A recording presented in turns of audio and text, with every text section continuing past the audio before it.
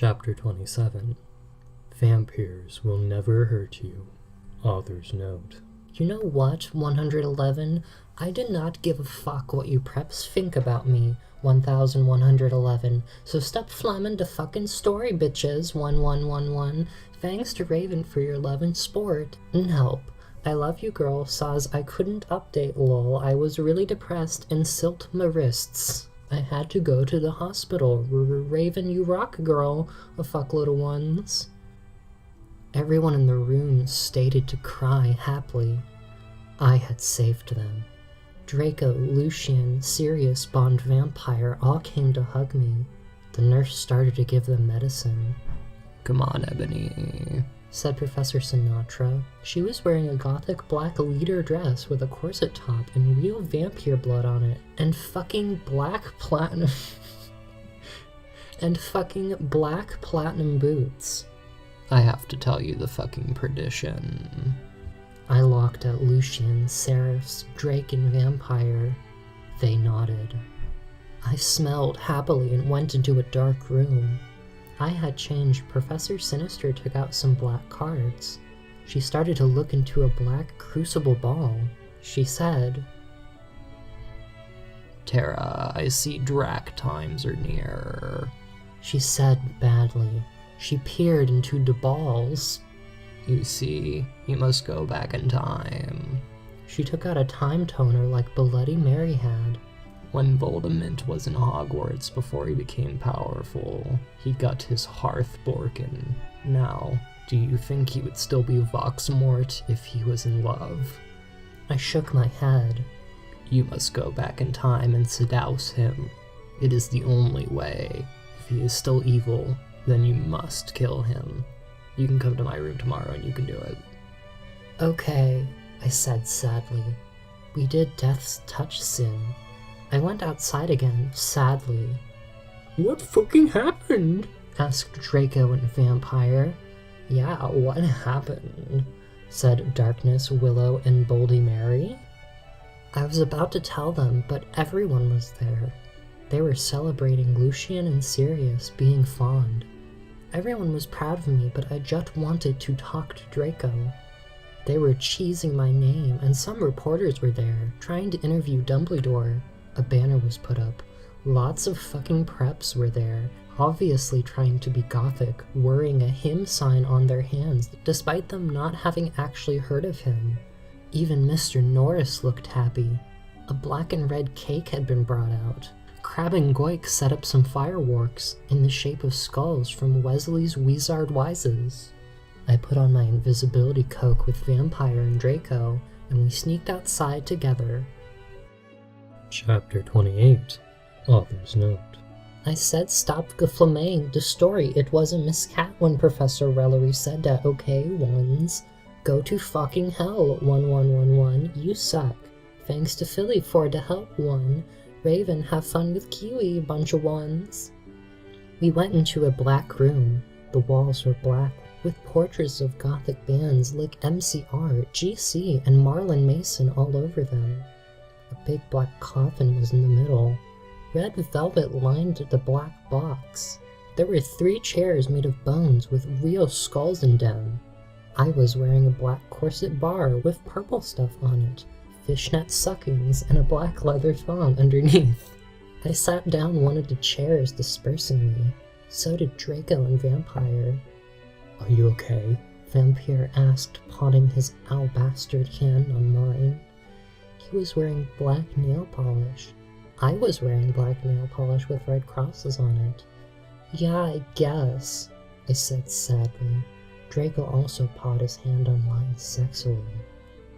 I smiled sadly with my black lipstick. The problem is, I have to seduce Voxelmort. I'll have to go back in time. Draco started to cry sadly. Vampire hugged him. It's okay, Ebony, he said finally. But what about me? You're not gonna break up with me or anything, are you? Of course not, I gasped. Really? He said. Sure, I said. We Frenched sexily. Vampire looked at us longingly. Then I took off Draco's MCR shrift and seductively took off his pants. He was hung like a Stallone. He had replaced the vampire tattoo that said Enobil on it. Black roses were around it. I gasped. He looked exactly like Gerard Way. Vampire took a video camera. I had said it was okay before. I took off my clothes, then we were in for the rid of your life. We started Frenching as we climbed into the coffin. He put his Spock into my you-know-what, and passively we did it. I love you, Ebony. He screamed as we got an orgasm.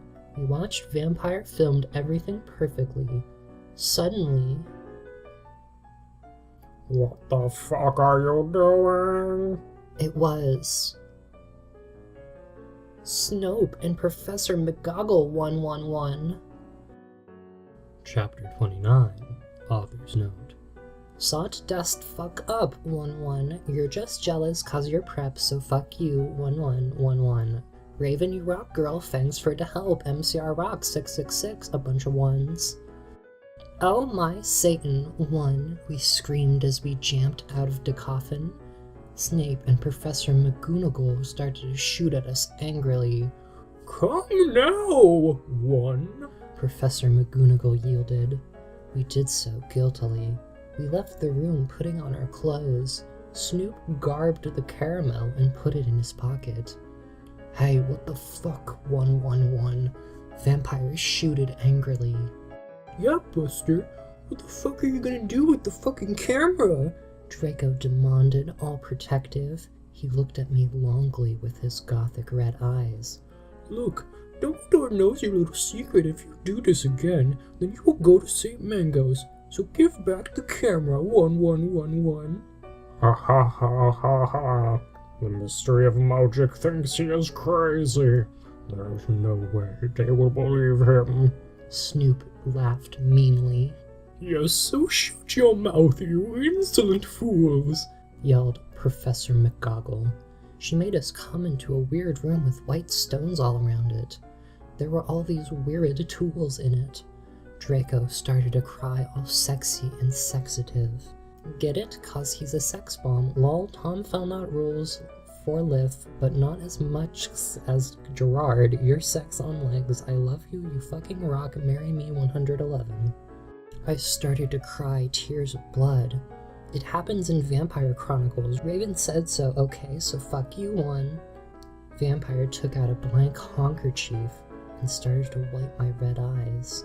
And then he and Snoop both took out guns using magic. They started to shoot each other angrily. None of the ballots got each other yet. I took out my wand. Crucio, I shouted.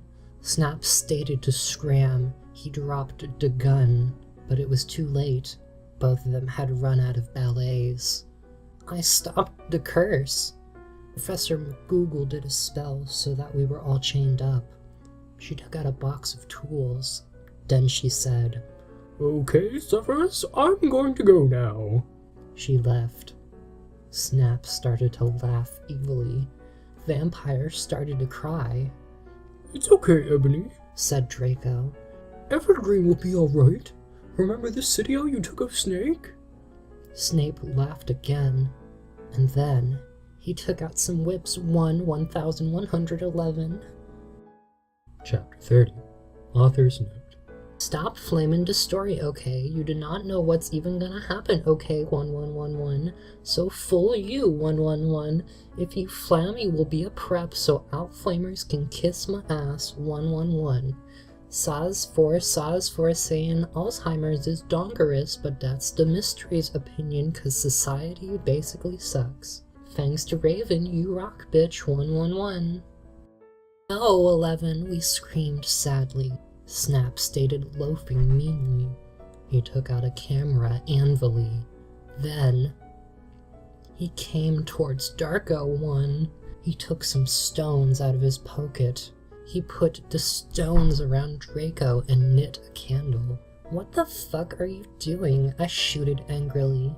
Snoop laughed meanly. He pulled down his pants. I gasped. There was a dork mark on his you-know-what, 11. He waved his wand, and a knife came. He gave the knife to me. You must stab vampire, he said to me. If you don't, then I'll wrap Draco. 1. No, you fucking bastard, 1, I yielded. But then Draco looked at me sadly with his evil gothic red eyes that looked so depressing and sexy. He looked exactly like a pentagram, lol, get it, 'cause I'm a Satanist, between Kurt Cobain and Gerard.